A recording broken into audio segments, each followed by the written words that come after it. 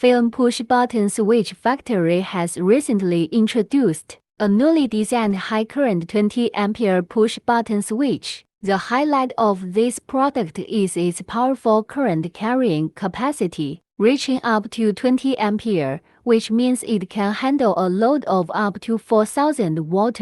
Furthermore, the installation size of this push-button switch is 19 mm, making it convenient and flexible to be integrated into various devices or systems.